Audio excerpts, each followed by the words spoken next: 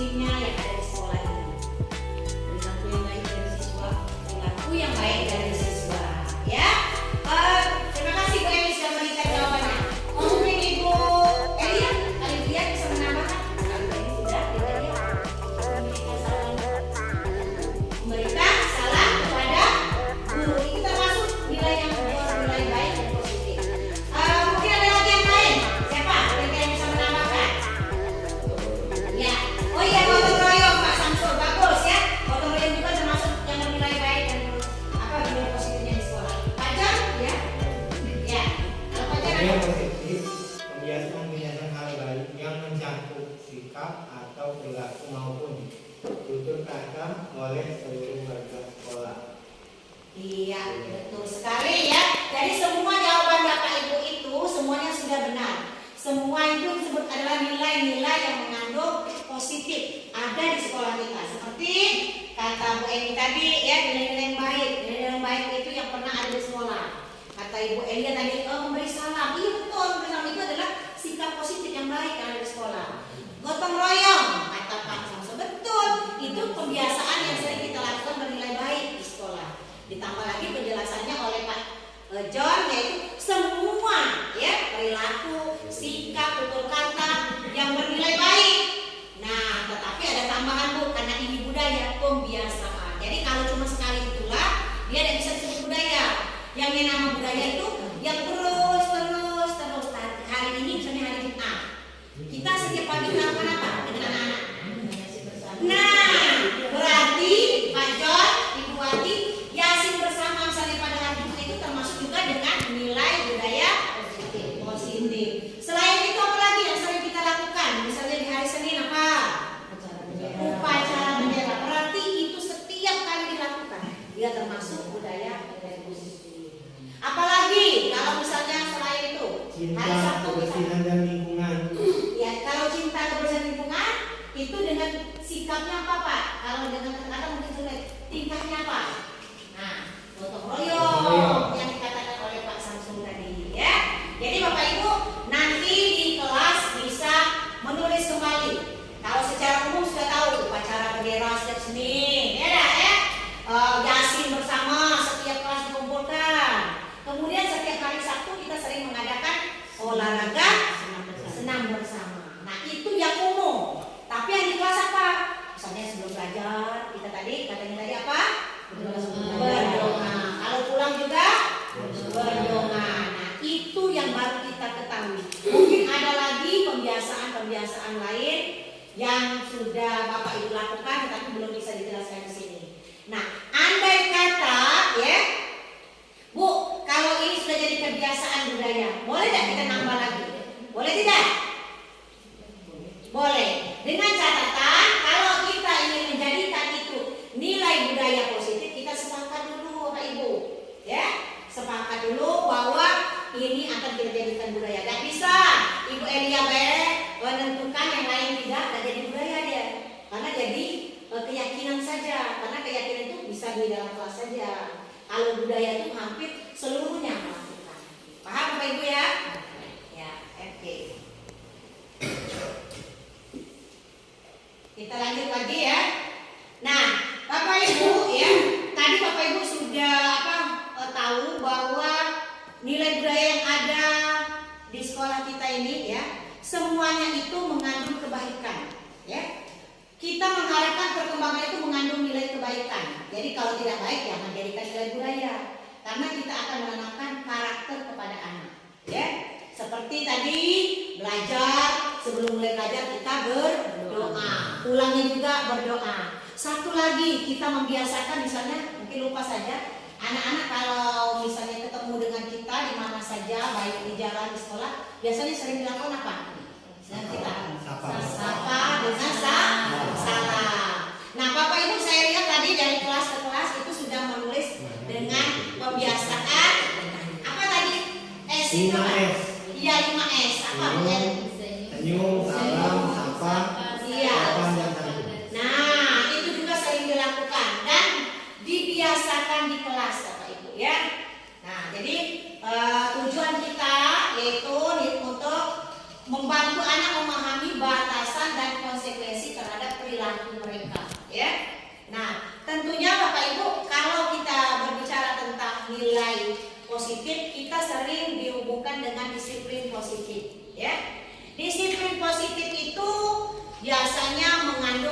artian ya kepatuhan. Ya, kita bisa mengatakan anak itu disiplin karena dia ngikut peraturan, ngikut ketentuan yang ada di sekolah. Misal, kalau hari Senin biasanya memakai seragam apa? Putih merah. Nah, kalau anak itu nurut pakai putih merah, berarti sudah menerapkan disiplin. Ada kita ya, disiplin yang positif. Nah, disiplin itu yang dikatakan nilai positif itu bisa memberikan nilai kebajikan, nilai baik kepada siswanya. Ya. Nah, tentunya nanti Bapak Ibu ya, kita dalam memberikan nilai kebajikan ini ya tidak boleh membuat anak merasa bermasalah. Misal, kalau anak diberi karena dia tidak melakukan ketentuan yang kita lakukan, misalnya tidak pakai baju putih merah, kita hukum, ya, kita hukum dia dengan tindakan yang bisa menyakiti. Nah, itu bukan disiplin positif, karena yang ada pada anak itu bukan kebaikannya, yang ada adalah rasa tidak nyaman. Ya, kita hukum anak tadi dengan menyakiti, mungkin tangannya dipukul 10 kali, kan yang sifat seperti itu kita ingin menegakkan disiplin kan? Itu sudah peraturan. Sekarang kalau ada peraturan yang semacam itu, berarti bisa tidak diperlakukan di sekolah kita untuk yang semacam itu. Yang misalnya kalau anak datang terlambat, dia tangannya dipukul 10 kali pakai misal, boleh tidak diperlakukan seperti itu? Tidak. Karena apa? Ini tidak bernilai positif. Ini akan bernilai negatif.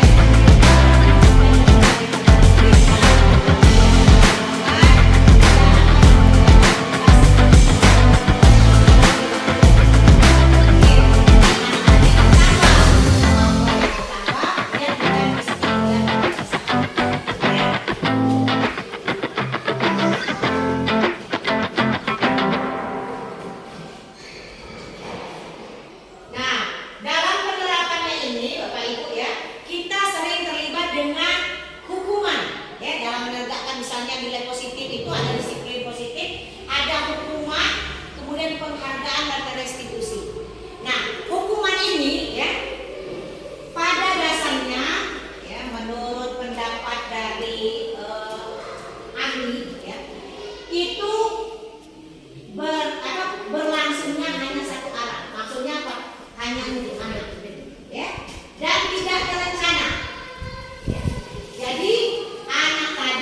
rasa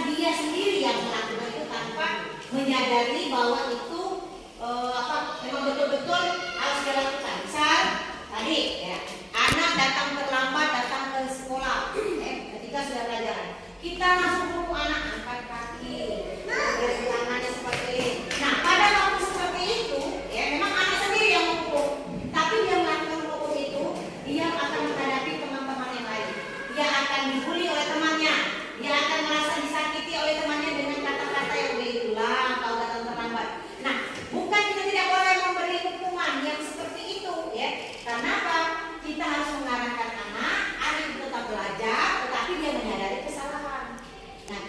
itu yang harus kita terapkan. Jadi kalau misalnya dia terlambat, selama ini kita sering melakukan, ayo kalau terlambat ya tadi, ya sekarang mau berdiri dekat depan tulis, ya buat lingkaran, mungkin ya pernah kakinya angkat satu, lagi sampai selesai. Nah, apa yang didapatkan oleh anak? Hanya rasa sakit, ya, rasa malu dia dengan temannya. Nah, hal ini kalaupun pernah terjadi beberapa tahun yang silam, sekarang tidak dibolehkan lagi. Kalaupun kita akan memberikan hukuman dengan anak, tapi sifatnya akan menjadi lebih baik, tidak menyakiti. Bagaimana Bu? Apa dirubah? Nah, caranya ketika anak terlambat, jangan tidak disuruh belajar. Silakan suruh belajar dulu. Ikuti dulu sebatas mana dia bisa. Setelah dia ikuti belajar, mungkin kita perlu dialog, ya, tanyakan apa yang menyebabkannya demikian. Kemudian baru dibuat komunikasi bagaimana komitmennya kalau ini terjadi lagi dan seterusnya. Sampai kita perlu meyakinkan keyakinan kelas yang ada di sekolah kita, ya. Nah, jadi Bapak Ibu kita juga perlu membuat keyakinan kelas. Bu, kalau peraturan kelas boleh tidak Bu? Kenapa harus keyakinan? Nah, ini kita juga harus pahami juga. Kalau peraturan, ya, itu tidak memandang bahwa anak menyadari anak akan dia lakukan. Tapi kalau keyakinan, dia membuat itu dengan rasa sadar, ya, dengan rasa sadar dengan gunanya dan manfaatnya itu sendiri. Itu beda peraturan dengan keyakinan. Jadi sekarang kita rubah, bukan peraturan tapi keyakinan. Kalau keyakinan berarti seluruh kelas itu menerima. Tapi kalau peraturan belum tentu karena dia berjalannya hanya satu pihak, mungkin dari gurunya saja. Siswanya tidak menerima. Nah, jadi di situ hanya berlaku satu arah dan mungkin memberatkan bagi ya. Berikut ya. Nah, di sini Bapak Ibu ya, hukuman itu sudah kita ketahui biasanya hukuman itu sifatnya bisa menyakiti fisik, bisa juga psikologis anak. Nah, sekarang bagaimana dengan penghargaan? Ya, anak-anak juga perlu beri penghargaan, tapi ingat pemberian penghargaan jangan menjadi sebuah hukuman. Maksudnya begini, ketika kita memberikan hadiah dengan anak, anak juga harus paham bahwa hadiah yang kita berikan ini sebagai motivasi dia untuk belajar lebih giat, merubah sikapnya dari yang mungkin belum baik menjadi lebih baik. Tapi bukan hukuman. Maksudnya bukan hukuman bagaimana teman-teman yang lain merasa tersingkirkan sejak si A dapat penghargaan, yang lainnya diabaikan. Nah, itu tidak boleh terjadi.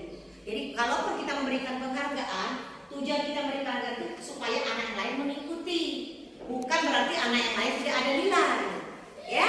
Nah, anak-anak kalau sekarang misalnya Ibu Erna yang dapat penghargaan, berikutnya lagi mungkin Ibu Wati juga. Nah, misalnya atau saat ini ya Yanto yang dapat penghargaan karena nilainya ini, anak-anak lain juga bisa seperti ini. Nah, jadi kita harus komunikasi yang baik. Jadi jangan menghukum sifatnya memberatkan bagi anak yang tidak mendapat penghargaan. Ya. Nah, Bapak Ibu ya, mungkin di sini kita bisa mengisi ada kolom ya, teori motivasi, hukuman dan penghargaan dan restitusi. Sebelum ini anak Bapak Ibu tahu dulu apa itu motivasi. Motivasi itu apa? Kalau kita sering mempelajari tentang motivasi itu adalah semacam bentuk dorongan ya, yang memberikan semangat. Nah, motivasi ini bisa juga dari luar, bisa juga dari dalam ya. Nah, menurut Bapak Ibu ya, motivasi yang bagaimana supaya anak kita itu komitmen dengan dirinya sendiri? Motivasi yang bagusnya dari mana? Motivasi yang bagaimana yang bagus? Kalau menurut Yesi dari mana? Motivasi yang bagus dan efektif itu, apakah cukup dari luar saja atau memang dari dalam juga?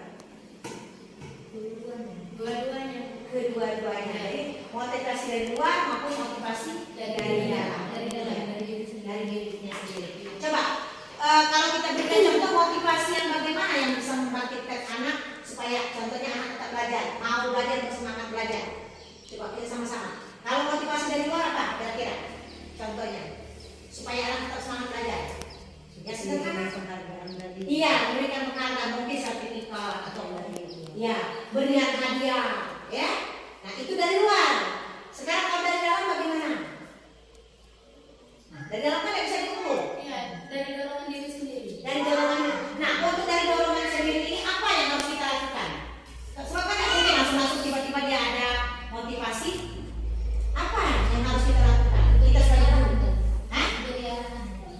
arahan, Bimbingan. bimbingan. Iya, jadi kita di situ memberi arahan, bimbingan yang pacak menggerakkan, yang bisa menggerakkan hati anak tadi. Ya. Nah, yang semacam itu yang harus kita lakukan supaya anaknya bisa termotivasi dari dalam.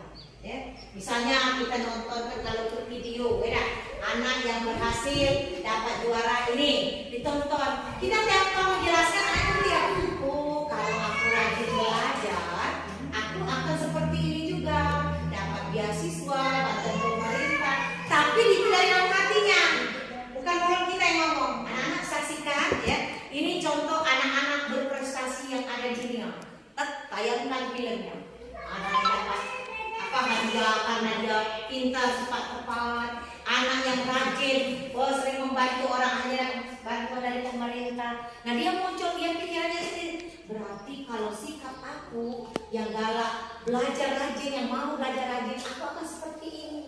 Itu kata-kata yang muncul dari hati dia, bukan kita yang ngomong. Kalau kita yang ngomong jadi motivasi luar. Coba nak saksikan yang ada di film ini. Sudah? Apa nak yang menurut kamu yang ada di film itu? Anak itu bercerita, oh bu, yang ada di film itu anak-anak yang sukses, dia jual satu kali. Sekarang bagaimana anak dengan ini? Ada ya? Apakah kau ingin seperti itu? Ingin seperti itu? Ingin. Nah berarti kalau kau ingin seperti itu, apa nak kalau film tadi? Dia rajin belajar. Nah kita dialog macam itu, dia sendiri yang menentukan arahan. Jadi itulah motivasi yang positif. Ya? Nah motivasi positif tadi ya yang berasal dari dalam ya tadi. Kemudian penghargaan yang sudah dijelaskan yaitu cara kita menghargai apapun tindakan yang dilakukan anak ya, bisa memberi hadiah, bisa punya, jadi memberi penghargaan itu aku tidak kata yang bisa diberikan dengan anak, bisa dengan bagus, keren, hebat, luar biasa, tepuk tangan dulu. Nah itu cara kita ya memberikan penghargaan. Jadi boleh pak, oke di kelas itu coba yang kamu bisa tidak kamu lari gerakan lari sambung ini iya bagus nak, tepuk tangan dulu. Anak itu langsung semangat itu. Jadi penghargaan itu bisa dengan pujian, keren, hebat, tepuk tangan dulu. Iya, siapa lagi yang mau? Saya yakin semangat berbagi. Itu cara penghargaan. Jadi bukan semata-mata penghargaan tuh nana pujian ya itu. Jelas dari situ Bapak Ibu. Ada yang mau tanyakan? Jelas ya.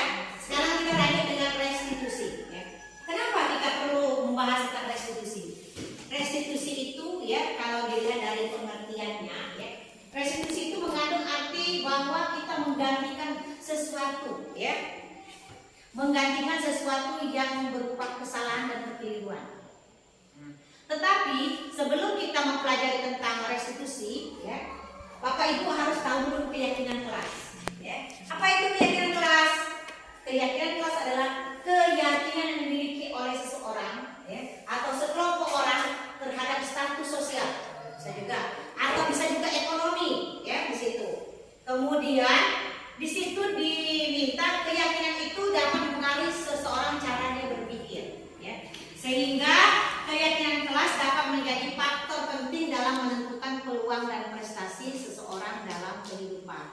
Jadi keyakinan kelas yang kita buat tadi di kelas itu harus dilakukan anak dengan kesadaran, bukan paksaan. Ingat, yang namanya keyakinan kelas harus dilakukan dengan usaha sadar, bukan Bapak Ibu yang memaksakan anak.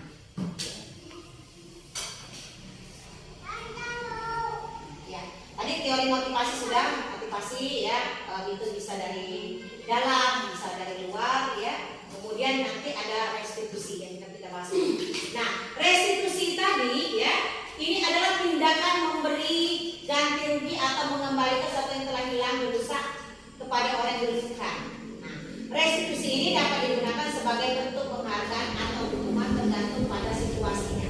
Nah, jadi Bapak Ibu ya, ketika ada suatu kesalahan atau kekeliruan yang dilakukan anak, jangan langsung kita spontan atau tiba-tiba ya hukumannya ini tidak, tetapi kita kembalikan dulu, nanti kita siapkan keyakinan kelas, kemudian anak itu kita ajak dulu mendialog apa yang sudah dia disinilah diperlukan kita memposisikan diri kita.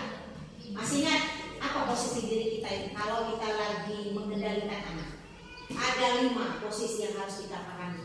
Pertama, ya 5 posisi yang harus kita ketahui dalam menegakkan nilai budaya positif ini. Pertama, yang ada sebagai penghukum, ya, penghukum. Penghukum di sini ya, Bapak Ibu mungkin kita sudah pernah lakukan. Ketika anak ada kesalahan, nah kau udah ngawin PR kan, udah ngerjain PR, ayo berdiri sini. Skot jam 1, 2, 3, 4, 5, 6, 7, 8, 9, 10. Setelah melakukan hukuman bagaimana? Belum belajar. Nah mungkin ada sebagian anak yang berpikir aku nggak mau dihukum dengan skot jam, besok-besok aku ngerjain. Tapi ada lagi anak berpikir ya apa kalau lebih aja dikerjakan pada skot jam. Nah kita jangan seperti itu, berarti anak tidak sadar dengan kesalahannya. Kita ubah. Jadi jangan sebagai penghukum, ya. Itu. Kemudian pembuat rasa bersalah. Posisi ini pernah mungkin terjadi kita. Ketika ada anak melakukan kesalahan, kita panggil, kita sepindah nanti, kita berdua ngomong. Ya, kau tadi mencuri, bisa ada yang bilang. Tahu ada yang mencuri? Kau tadi mencuri. Tahu tidak? Yang kau curi tidak bagus ya. Orang tua kau kasihan pasti ini, ya. Kau ini pasti dan sudah ini kau tangkap polisi kau, ya. Karena kau mencuri, kan salah kau mencuri itu. Jadi anak tadi tetap ya ada yang pikiran itu salah orang tua aku kan. Secara tidak sadar anak tadi akan merasa sangat bersalah. Ya. Tapi perlu Bu, supaya dia tahu memang perlu. Tapi bukan menyudutkan anak, sehingga anak ini akan menjadi lemah mentalnya dan drop. Jadi ada cara lagi. Bagaimana caranya? Yuk kita lanjutkan. Adam sebagai teman. Nah, sebagai teman ini saya lihat mungkin Pak Samsul dan juga Pak John. Ketika ada anak yang kesalahan sini, oh tadi kenapa tidak ngambil air? Kan kau bikin, ya? Coba ambil dulu airnya. Ya Pak, ambil ya. Pak tahu airnya ambil untuk cuci tangan di gelas. Oke?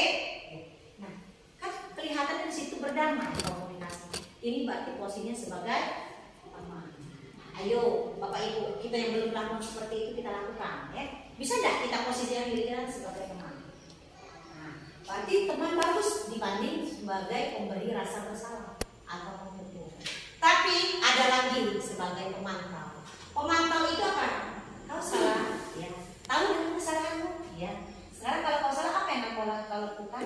Sehingga kita hanya sebagai pemantau, tidak memberi solusi ataupun cara yang lebih memungkinkan anak tadi bisa berkomunikasi lebih dekat. Pemantau, anak yang melakukan, tetapi dia di situ melakukan masih ada rasa karena melakukan tanggung jawabnya. Ya. Nah, kemudian dilanjut dengan manajer. Ya. Manajer ini kita sebagai guru mengajak berdialog kepada anak-anak yang kesalahan. Kamu melakukan kesalahan. Kita identifikasi dulu penyebab kau tidak mengerjakan tugas itu apa? Tidak ada buku, ya ada buku. Selain ada buku, tidak ada pena. Nah, sudah dijawab ada buku. Kenapa tidak? Jadi ditelusuri. Kenapa tidak? Lah tahu penyebabnya kita punya catatan. Penyebab anak ini pertama tidak ada lengkap alat tulis. Setelah itu kita tanya lagi. Menurutmu, kau tidak mengerjakan, adakah baiknya atau buruknya? Dia sebenarnya Bu, kalau tidak menilai rugi, kan dia nilai dirinya sendiri. Bukan kita, nah rugi kau tidak kerjakan. Kawan kau pintar, kau bodoh. Kawan kau naik kelas, kau tidak naik kelas. Bukan seperti itu. Kita tanyakan lagi. Sekarang kalau kau seperti ini, apa yang kau dapat? Karena tidak pernah ada PR, apa yang dapat pelajaran hari ini? Tidak ada Bu. Nah bagaimana tidak ada? Kalau temannya ada kan dapat, kau sebenarnya belum ada. Sekarang kalau kau ingin tidak belajar seperti ini, bagaimana caranya? Jadi anak tadi Bu mengajak dia menemukan kekeliruan dia, menemukan kesalahan dia, ya, bukan disudut-sudutkan. Nah, terus sudah seperti itu. Nah, kalau tadi kan sadar ya kau melakukan kesalahan. Kalau kita ambil keyakinan kelas ini, kesalahan kau itu di mana? Pertama Bu, aku tidak mengikuti perintah dari guru pusat sudah terbuat ya, perintah dari dan tugas dari sekolah. Nah, berarti satu. Yang kedua apa lagi yang tidak kau lakukan? Ya Bu, aku tidak menjadi anak yang mengerjakan tugas. Nah, berarti ada berapa?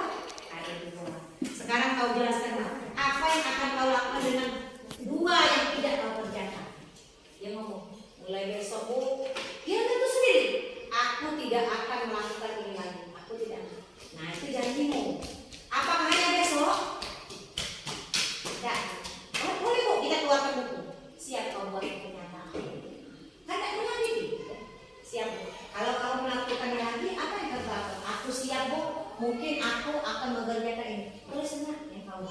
Atau mau tidak tulis? Tulis apa yang tahu? Boleh kalau anaknya kelas rendah. Kalau sudah tulis enggak? Jika saya tidak dibimbing kan, ditulis. Ingat ya Nak ya. Bu, dengan buat semacam itu anak itu paling baca. Aku biar tulis ya. Nah, kita akan seperti itu. Nah, yang semacam itu lah pernah belum kita lakukan. Kalau belum, kita akan bersama melakukan. Ya. Nah, sekarang coba saya ingin ibu bapak berdialog dulu kira-kira berdua satu tiga tanpa satu ini nanti saya ceritakan apa yang sudah bapak ibu ada prosesnya. Jujur saja Bu, jadi kita bisa mengetahui. Silakan, walaupun ngomongnya agak bicaranya pelan-pelan, dialog dulu apa yang pernah bapak ibu lakukan, posisi yang pernah bapak ibu, apakah sebagai penghukum, pembuara segala, nanti kita dialog dulu. Oke.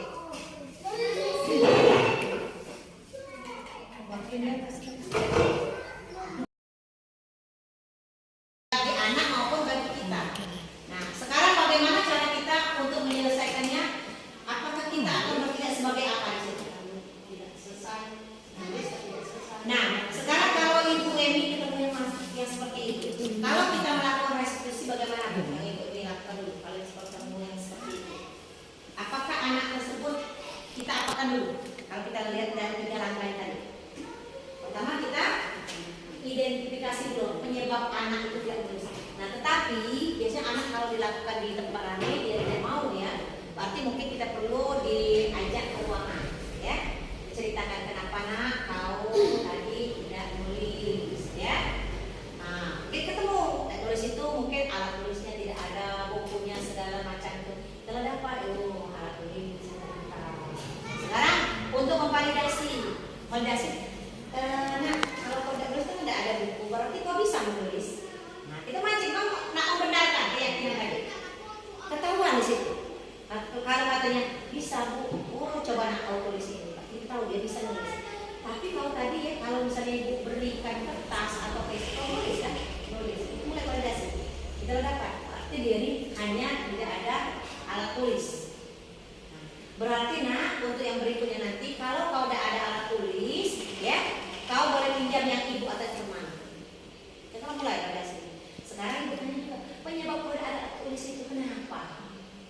Tidak mampu atau bagaimana itu perlu Bu, kita catatkan sekarang begitu. Jadi mungkin keadaannya. Jadi kita baca aduh ini permasalahan. Mungkin ekonomi segala macam yang penyebabnya tidak ada lagi. Validasinya seperti itu. Kalau kau bisa nulis seperti ini nak, kalau kau tidak nulis di kelas, kau ngomong dengan Ibu. Nanti Ibu bisa bantu. Kalau keluar Bu. Nah sekarang kita tanya, kalau tidak nulis terus gimana? Akibatnya apa? Bagus tidak tulisan? Tidak. Nah kalau tidak, ya, pakai nilainya bagaimana nilai tulisannya? Rendah. Nah kalau nilainya rendah kan mempengaruhi nilai-nilai lainnya. Mau tidak belajar supaya nilainya tinggi? Kita motivasi sampai dia menemukan dia mau menulis. Itu ya. Nah lagi kalau kita hubungkan, kalau seperti ini keyakinan kelas kita kan harus mengikuti kita tertib, harus belajar seperti mereka. Kalau tidak melakukan yang ini, jadi sampai sadar. Nah untuk berikutnya bagaimana? Nah Bu, aku udah ini lagi, tidak ini lagi. Kalau seandainya tahu mana besar, apa nak yang harus kita lakukan? Adik-adik masih dia solusi. Bu, kalau aku udah nulis lagi, aku kasih dia, aku ambil air. Tapi Bu, walaupun dia itu yang jadinya, dia lakukannya dengan apa dan perasaan maksud saya. Ikhlas, ya, bukan merasa beban.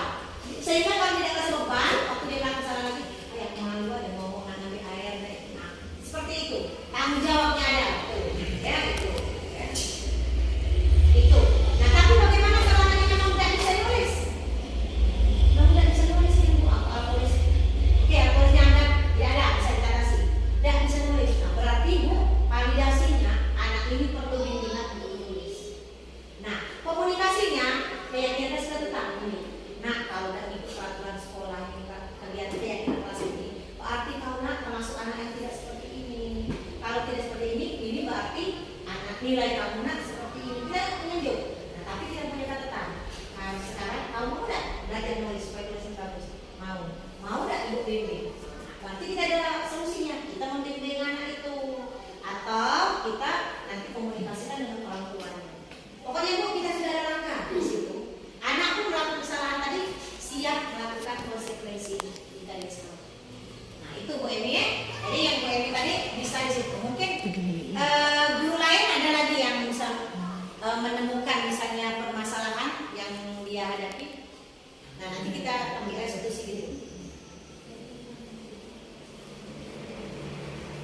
Ibu Wati.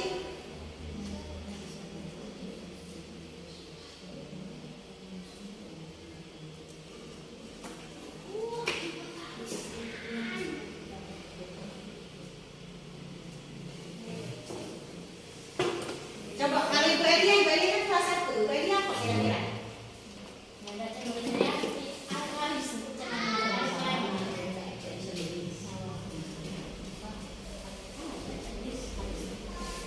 Nah, Ibu ada satu yang tidak bisa nulis. Nah, berarti kalau Ibu melakukan tadi, ya, pertama Ibu identifikasi.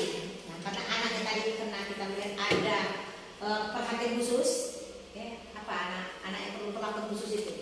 Nah, jadi yang di situ ya apa anak apa ya berkebutuhan khusus. ABK. Nah, ya. Ibu Wati punya catatan Bu. Itu kan saya suruh setiap bulannya buat catatan itu bahwa anak ini memang ABK anak berkebutuhan khusus. Pertama kalau anak berkebutuhan khusus kita tidak bisa menuntut yang terlalu sesuai dengan target kita. Jadi cukup anak seperti itu punya karakter. Kalaupun dia ada kemampuan cukup diarahkan. Karena kita tidak bisa mengikuti seperti anak yang normal, ya. Jadi mungkin dia membaca dia itu tadi kan membaca itu bukan harus membaca kalimat. Dia memahami apa yang kita inginkan sudah masuk membaca. Karena suruh tepuk dia nggak ada tepuk itu sebenarnya dia sudah membaca tidak ngerti dia. Iya, tahu ya baik. Jangan sekolah mulai. Nah berarti Bu, langkah yang pertama Ibu sudah mengidentifikasi. Untuk memvalidasinya tidak mungkin dengan anak ini karena anak ini tidak bisa dikomunikasikan. Berarti orang tuanya yang tidak lakukan. Nah yang ketiga untuk keyakinan kelas, anak ini nggak mungkin juga kita lakukan dengan keyakinan kelas seperti itu paling-paling kan dia komunikasi tidak ngerti, ya. Dia ikut dengan temannya juga, ya. Berarti dengan orang tuanya itu lah. Jadi cara kita memang kita bukan guru inklusi. Makanya di SDG diundang untuk inklusi kemarin karena dia tahu itu. Kita kan ada anak, Bu tahu tak? Kalau anak ada inklusi ini ada bantuannya untuk guru yang ngajar sebenarnya. Kalau dilaporkan, jadi kalau kami dulu waktu kami yang tahun berapa, kami dapat bantuan itu, entah apa caranya itu apa uang transport atau ya. Makanya perlu dilaporkan. Kalau kami dulu, tapi tidak tahu lah programnya sekarang. Jadi misalnya Ibu Elia ngajar, Ibu Elia itu dapat bantuan, gitu kan? Mungkin dapat bantuan bentuk berupa bimbingan, mungkin bentuk bantuan alat tulis, untuk Ibu Elia. Tapi Ibu Elia itu harus ikut pelatihan. Itulah makanya saya suruh ikut pelatihan itu. Ibu Wati kayak gitulah. Waktu dia di kelas Ibu Wati juga yang dipanggil. Kalau dulu waktu zaman Pak Ade seperti itu, dapat bantuan seperti itu. Jadi anak Bu sampai makannya pun dibantu. Tapi waktu tidak bisa, maksudnya dalam seminggu itu kita dapat untuk uang makan dia. Maksudnya uang makannya bagaimana? Anak ini kan mungkin perlu diajak makan bersama. Ayo nak kita makan. Kalau makan tangan ini. Nah itu komunikasi Ibu. Nah itu diberikan dengan guru yang membimbing. Jadi kelas 1 Ibu Elia, tapi Ibu Elia harus ngadepin dengan dinas. Mencari itu, cuma aku dipanggil baik. Makanya perlu pelatihan. Nama tidak pelatihan tidak dapat itu, kayak itu kan. Lagi sampai dia baca menentukan namanya sendiri kayak itu kan. Itu untuk yang anak inklusif. Makanya kalau ada anak yang seperti itu dilaporkan Bu. Jadi dari kodenya ada anak kan di sekolahmu anak ada satu orang kelas berapa kelas 1. Lagi Ibu dapat bantuan, dapat bimbingan. Tidak orang ngasih bantuan tambah bimbingan. Ini bantuan bimbing. Pindah ke Ibu Emi juga dapat bantuan. Jadi ada gitu. Kalau kemarin waktu zaman kami 2017. Atau lah yang sekarang mungkin diulang lagi ya. Ada lagi yang bisa kita ceritakan dengan pengalaman kita? Mungkin Pak Samsul di kelasnya pernah Pak ada yang ditemui Pak? Masih kesulitan dalam membaca. Masih kesulitan membaca ya Pak ya? Di antara kelas 6 itu masih ada 2 atau 3 siswa yang 2 atau 3 yang belajar. 2 orang ya? Nah, berarti permasalahan Bapak tadi anak tadi tidak bisa membaca. Nah, kita sebagai guru tadi memposisikannya, misalnya kalau kita manajer tadi, kita lakukan yang 3 tadi Pak, identifikasi Bapak sudah belum menanyakan anak kan? Menanyakan anak apa? Kan kalau anak berbahasa baca itu kita tanya kenapa nak lebih sebelum baca ini uji dulu, jangan langsung. Nah kalau dia lalu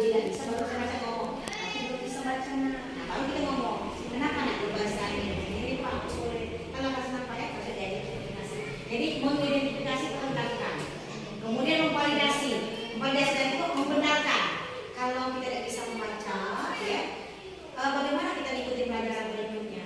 Jadi anak paham betul, kita tidak bisa.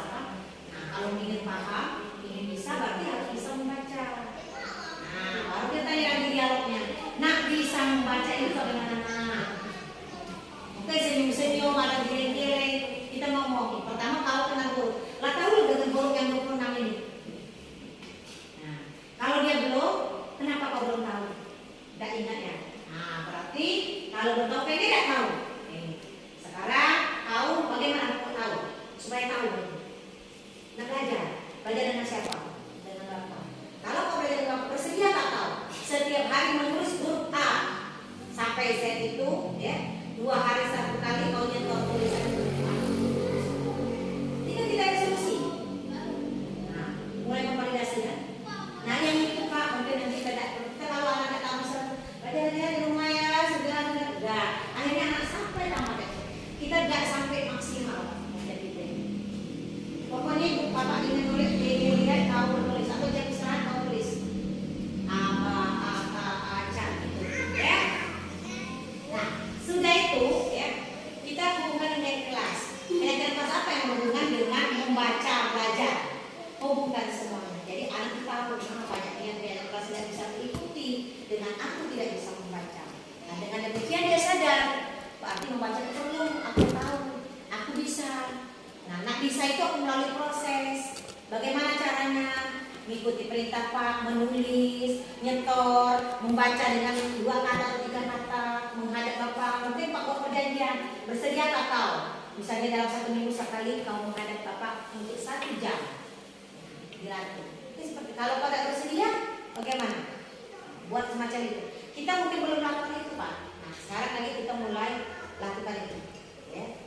Jadi paling tidak kita ada usaha. Tidak perlu di video kan Pak. Nah, sudah hari pertama, hari kedua. Jadi begitu berikutnya ada yang tidak sesuai dengan target, ada bukti sudah melakukan. Walaupun durasinya berapa detik. Sudah. Ya. Ada lagi mungkin selain Pak Samsul? Ibu Erna? Kelas 2 itu bagaimana Ibu Erna? Siswa yang bisa soal Dan apa? ada soal tambah ingat ya ini mau mesti Nah, kadang-kadang seperti itu bagaimana? itu mama dia mencintai kolok itu tidak ada Nambah. Saya nanti saya nambah.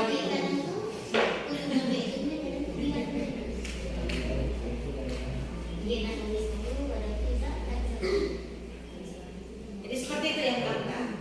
Berarti Ibu nanti pertama kalau anaknya kelas 2, kalau Ibu lah tanyakan anaknya kan itu nggak bisa ya. Itu orang tua Ibu jadi identifikasi dengan orang tuanya kan. Nanti memvalidasinya mungkin anak yang dengan orang tua Ibu, anak ini cara Ibu, sikap Ibu, orang tuanya kita perlu melakukan itu. Nanti kita umumkan juga ya, kami kan mengharapkan yang kasus anak bisa membaca ketika sedang disuruh membaca. Ini anak ibu tidak bisa baca, tidak bisa lari. Nah, bisa tidak tunjukkan semacam itu? Jadi bisa seperti sederhana saja dulu untuk tahap yang pertama. Nah, jadi kalau Pak Samsul, ya, anaknya tidak bisa membaca tadi diarahkan seperti itu, ya. Ibu Erna tadi ya, karena anaknya masih kelas rendah, mungkin bisa melibatkan orang tua, ya, termasuk dengan Ibu Elia yang anak adik tadi. Jadi pakai tidak sepertinya menghubungi orang tua, komunikasikan juga dengan orang tua. Jadi orang tuanya itu bertanggung jawab. Tapi kalau anak kelas tinggi, oke saja.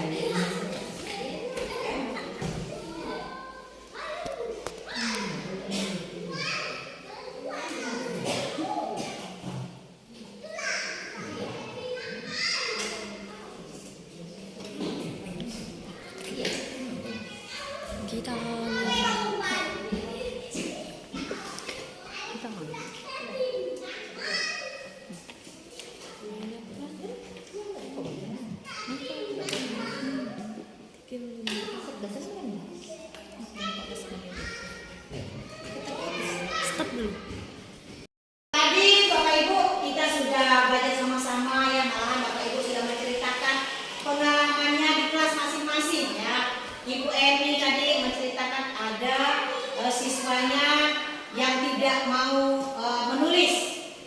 Ternyata Bapak Ibu ya, penyebab anak yang tidak bisa menulis ini perlu kita tanyakan, kita identifikasikan apa kira-kira yang menyebabkan anak tidak mau menulis.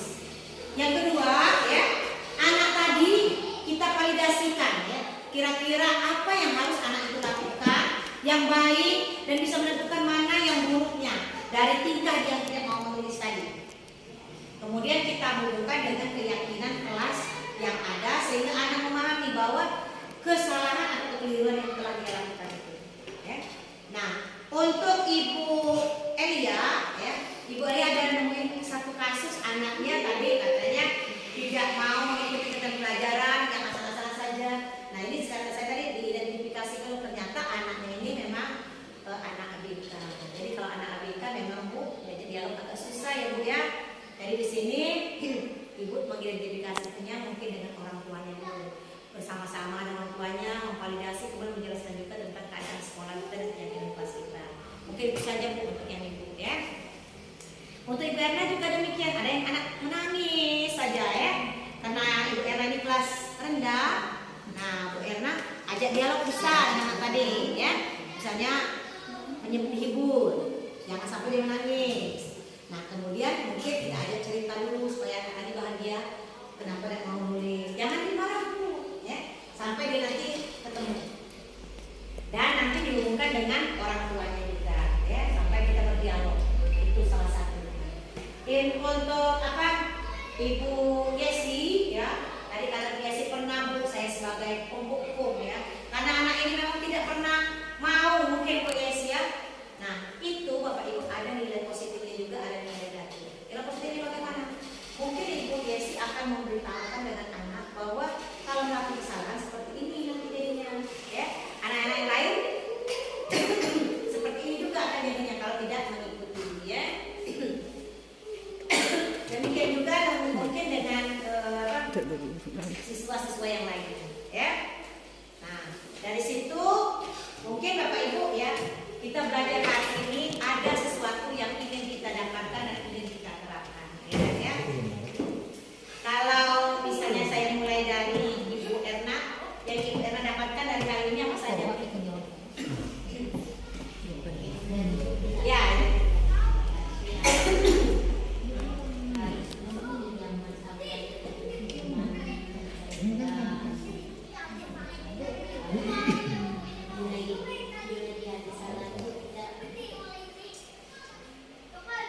Cari penyebab halnya, penyebabnya, tindakannya, ya, gitu. Jadi Ibu sudah menemukan seperti itu Bu ya. Kalau Ibu Elia dari kita dari tadi 1 jam ini kita apa yang Ibu Elia dapatkan dari dialog kita, pembelajaran kita hari ini pada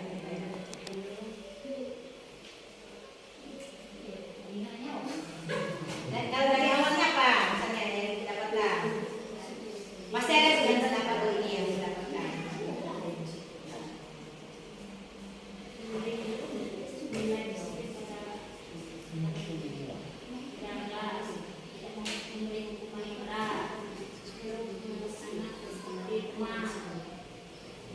Jadi yang kita dapatkan salah satu yang Ibu dapatkan dari saya seperti itu. Kalau Bu Eni apa Bu Eni? Pertama, menjalankan budaya positif di sekolah, menanamkan budaya positif di sekolah, cara menanamkan budaya positif di sekolah adalah terus yang salah restitusi, mengatasi anak yang bisa dikatakan melanggar aturan keyakinan kelas tadi, dan mengatasinya yaitu dengan cara pertama mengidentifikasi, validasi, terus kemudian dengan keyakinan kelas. Ya. Jadi itu yang Ibu Eni dapatkan ya. Ya. Nah demikian Bapak Ibu ya. Tadi ketiga guru yang di depan ini sudah menyebutkan apa yang didapatkan dari pembelajaran kita hari ini. Kalau Ibu Wati, apa Bu Wati? Mungkin bisa menambahkan ataupun Ibu Wati ini saja Ibu dapatkan. Nah, apa? Dari tadi dari positif apa yang Ibu Wati dapatkan?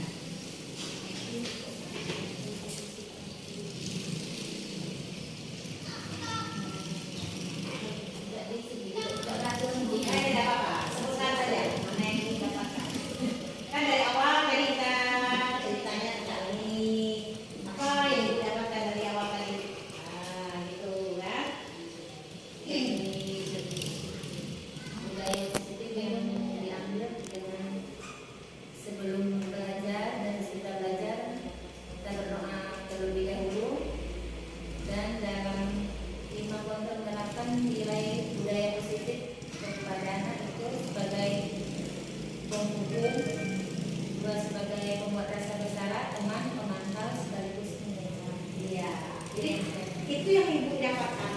bisa nanti dirangkum ya untuk bapak ibu yang lain. Jadi kalau ibu Wati itu tadi dapatnya katanya, oh nilai budaya positif itu yang saya dapatkan pembelajaran di kelas. Waktu belajar kita mulai dengan berdoa, ya, pulangnya juga dengan berdoa.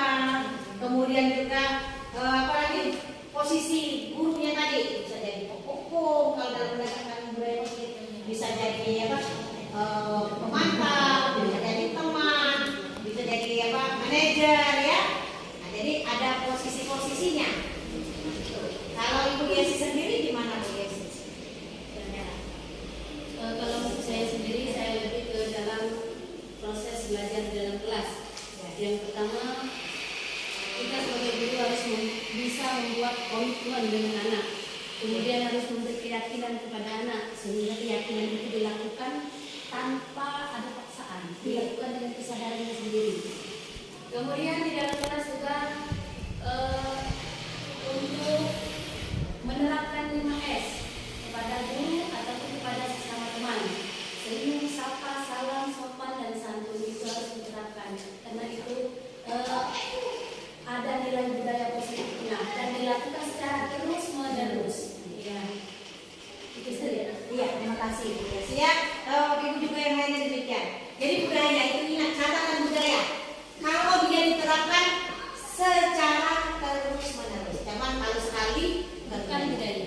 Nah, supaya jadi budaya, tolong kita komunikasikan seluruhnya. Mungkin seluruh gurunya sepakat setiap hari Senin pagi melakukan upacara bendera, angkat jadi budaya. Itu jadi budaya kalau sudah jadi kebiasaan. Setiap Sabtu kita senam pagi bersama, budaya positif bukan itu? Karena dia jadi kesepakatan dan dilakukan secara terus menerus. Ya.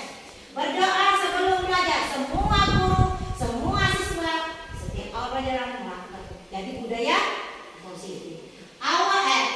Pulang sekolah, sebelum pulang kita baca doa juga. Jadi budaya positif karena dilakukan terus dan terus. Ya. Jadi kalau dia cuma satu kali, belum jadi budaya. Harus jadi pembiasaan, itu catatan. Ya. Kemudian budaya itu biasanya diiringi dengan keyakinan. Sebab orang yang melakukan sesuatu itu karena dia yakin baik. Kalau buruk dia melakukannya, ya. Jadi harus tanamkan keyakinan.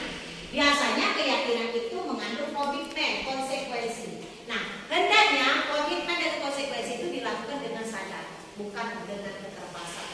Itulah namanya budaya positif. Jadi kalau kita selama ini ada penghukuman yang sifatnya menyakiti anak, mungkin ini kekeliruan kita, Bapak Ibu. Saya juga baru belajar bersama Bapak Ibu. Jadi mulai saat sekarang kita arahkan supaya dia ke positif terus, ya. Jadi ini ada guru Bapak PJOK, Pak Oki, ya. Jadi hati-hati ya Pak Oki, anak terlambat jangan suruh sampai dia hormat ke bendera sampai ke pusing-pusing akhirnya bisa. Benar tidak kira-kira? Tidak. Berarti kita arahkan. Kalau Pak Oki bisa yang berhitungan, ayo nak, kami tadi sudah lari 10 keliling, kau terlambat. Berarti kau ketinggalan enggak 10 keliling? Nah, kami nak belajar kau lari 10 keliling. Kira-kira menurut kamu hukuman atau tidak itu? Kan tadi temannya 10 keliling. Orang sudah selesai dia baru datang. Sekarang Pak Oki menyuruh 10 keliling juga. Hukuman atau bukan itu? Bukan. Hah? Bukan, karena dia pelajaran. Nah, kan tadi temannya juga 10 keliling kan? Nah, iya. Kalau dia tadi tidak sesuai dengan pembelajaran, baru kita mau hukuman. Kawan disuruh 10 keliling memang pelajarannya, dia suruh yang lain, mungkin buang sampah, mungkin nyangkol. Nah, itu hukuman karena tidak dapat pelajaran dia. Kalau olahraga tidak dapat dia di situ. Nah, itu Pak Oki, ya. Itu untuk yang Pak Oki untuk olahraga, ya. Kemudian untuk upacara bendera. Nah, yang terlambat sini. Hormat 1 jam. Kita tadi hormat 1 jam dengan bendera. Berarti itu hukuman. Iya, hukuman. Jangan berarti kita lakukan. Kecuali kau nak tadi orang upacara naikkan bendera.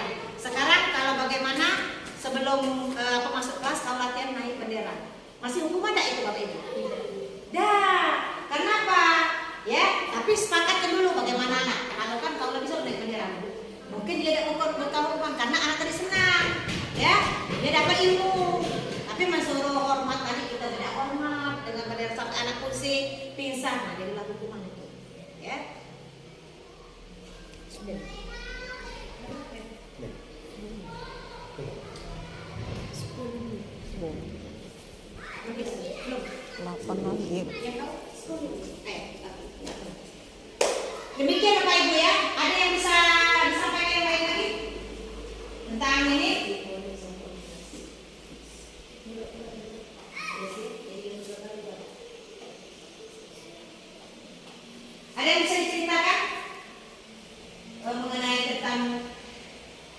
kegiatan yang pernah dilakukan anak?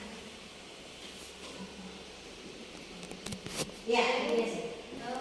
Lebih tepatnya saya ingin bertanya, Bu, Ya. bagaimana cara kita memposisikan diri untuk menjadi teman dengan anak? Terkadang ada rasa angkuh dari diri sendiri. Oh, saya ini seorang guru loh. Harus memposisikan diri sebagai teman. Bagaimana caranya? Jadi di situ ya kita melihat bapak-bapak ibu-ibu kita yang lain. Ya.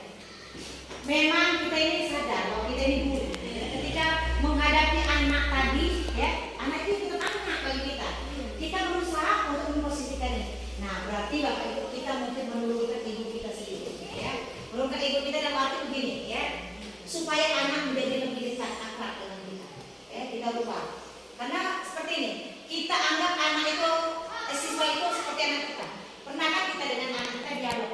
Misalnya begini, tadi makannya enak anak. Kan ketika kita ngajak bersahabat seperti itu timbul keakraban. Intinya teman itu akrab, ya. Jadi ingin menciptakan suasana yang akrab itu kita pasti muncul sendiri idenya. Misal anaknya Ramadhani, ya.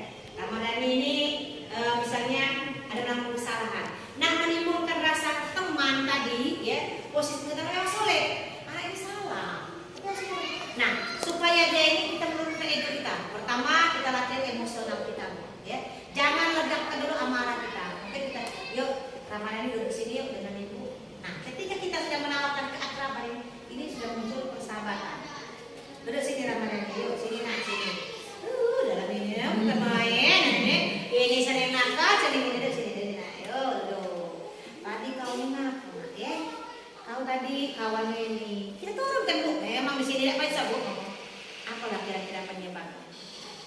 Dia loh. Terjadi di dalam ini lagu munculnya teman. Bukan teman tadi kita tos bukan Bu. Maksudnya ya, bukan yang tos kita. Didekatkan. Akrab tadi dekatkan di tengah. Menurut Ramadhani, tiap hari Ramadhani selalu datang terlambat, dia nggak? Selalu ini dia. Tapi jangan ditunjukkan Bu ini cara nangkap. Apakah Ramadhani merasa senang dengan datang terlambat seperti itu? Ya kejawab kan? Ya Bu begini. Kita kan dapat Bu. Tapi jangan ditunjuk kamu senangnya kalau datang terlambat. Nggak mungkin dia jawab ya.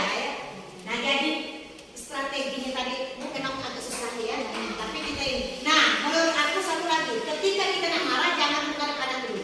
Kami diajari dulu ya. Jadi mungkin ini sederhana. Marah lalu bagaimana? Jangan menghadap anak. Karena yang muncul emosi. Kita udah dulu tenang. Kita ada informasi. Kita dulu. Dulu mungkin kita tarik nafas, hembuskan, tarik nafas, hembuskan. Ya. Kita mantap. Kita panggil dulu nama dari sini. Biasanya anaknya kalau salah takut ya.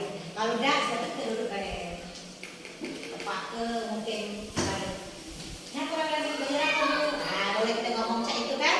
Tadi terlambat ya sekolah. Kalau misalnya ya terlambat kalau itu bayar cak tadi. Lagi itu pas mana? Nah kan ceritanya kayak gitu kan. Ini Bu, baru kita dialog. Tapi yang lebih baiknya kita tadi ya pakai apa selain verbal mungkin dengan fisik. Ini misalnya Ramadhani gitu ya. Kita kan tapi kita mau tenang emosi kita. Ramadhani belajar tadi kita apa?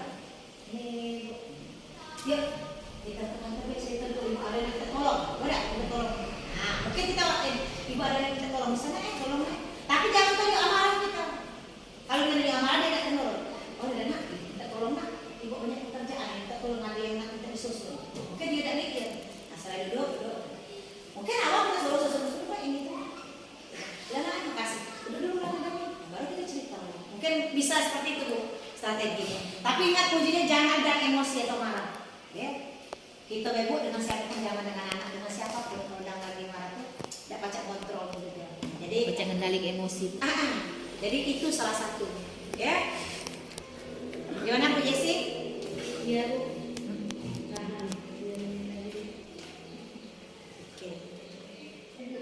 Lagi. Dikit lagi. Oke, Pak Oki, untuk pembelajarannya di luar gimana? Kalau Pak Oki misalnya ada masalah seperti itu, misalnya ada anak yang terlambat, apakah Pak Oki akan langsung membuku atau bagaimana?